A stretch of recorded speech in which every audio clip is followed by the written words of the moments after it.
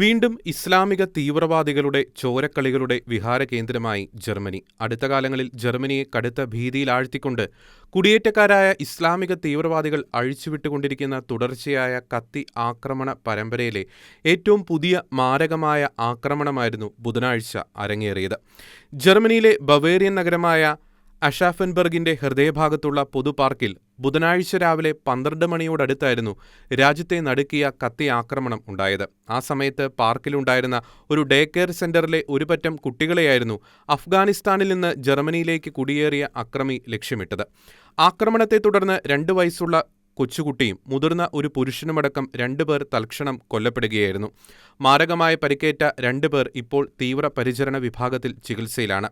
എട്ടും പൊട്ടും തിരിയാത്ത ഈ പിഞ്ചു കുഞ്ഞുങ്ങളുടെ മേൽ അങ്ങേയറ്റം മനുഷ്യത്വരഹിതമായ ഈ ആക്രമണം അഴിച്ചുവിട്ട പ്രതിയെ പോലീസ് സംഭവസ്ഥലത്തിനടുത്ത് നിന്ന് തന്നെ അറസ്റ്റ് ചെയ്തു.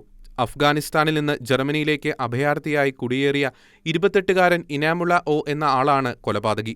അഫ്ഗാനിസ്ഥാനിൽ നിന്ന് കുടിയേറി ജർമ്മനിയിലെ അഭയകേന്ദ്രത്തിൽ താമസിക്കുന്ന ഈ മതതീവ്രവാദി ആക്രമണം നടത്തുന്നതിന് മുമ്പ് 5 കൊച്ചുകുട്ടികളുള്ള ഒരു ഡേ കെയർ ഗ്രൂപ്പിനെ പിന്തുടരുകയായിരുന്നു. ഏതായാലും എല്ലാവരും പ്രതീക്ഷിച്ച പോലെ തന്നെ ഇവനും മാനസിക രോഗിയാണെന്നും അതിനുള്ള ചികിത്സ തേടിക്കൊണ്ടിരിക്കുന്ന ആളായിരുന്നു എന്നുള്ള ക്യാപ്സ്യൂളുകളുമായി ജർമ്മനിയിലെ സിൻഡിക്കേറ്റ് മാധ്യമങ്ങൾ കളത്തിലിറങ്ങിയിട്ടുണ്ട് എന്നതാണ് ഏറെ ഖേദകരം.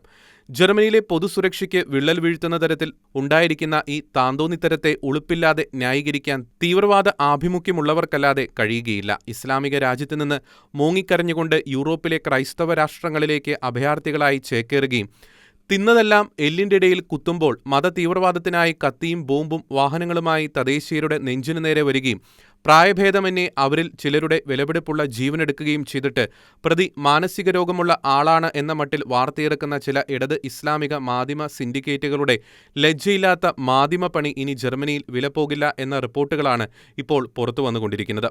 കാരണം കുറ്റവാളിയെ ശിക്ഷിക്കണമെന്നുള്ള ആവശ്യമല്ല ഇപ്പോൾ ജർമ്മനിയിൽ ഉയർന്നിരിക്കുന്നത്. മറിച്ച് പാകിസ്ഥാൻ, അഫ്ഗാനിസ്ഥാൻ അടക്കമുള്ള ഇസ്ലാമിക തീവ്രവാദ രാജ്യങ്ങളിൽ നിന്ന് ജർമ്മനിയിലേക്ക് കുടിയേറിയ സകല എണ്ണത്തിനെയും തൂക്കിയെടുത്ത് വെളിയിൽ കളയണമെന്നാണ് ജർമ്മൻ ജനത ഒന്നടങ്കം ആവശ്യപ്പെട്ടിരിക്കുന്നത്. ജർമ്മനിയിലെ യാഥാസ്ഥിതിക തീവ്ര വലതുപക്ഷ പാർട്ടിയായ ഓൾട്ടർനേറ്റീവ് ഫോർ ജർമ്മനിയുടെ നേതാക്കന്മാരെല്ലാം അതേ ആവശ്യം ഉന്നയിച്ചുകൊണ്ടിപ്പോൾ രംഗത്ത് വന്നിരിക്കുകയാണ്. കഴിഞ്ഞ കുറേ നാളുകളായി കത്തി ഉപയോഗിച്ച് ഇസ്ലാമിക തീവ്രവാദികൾ നടത്തിക്കൊണ്ടിരിക്കുന്ന ആക്രമണത്തിൽ നിരവധി പേരാണ് ജർമ്മനിയിൽ കൊല്ലപ്പെട്ടത്.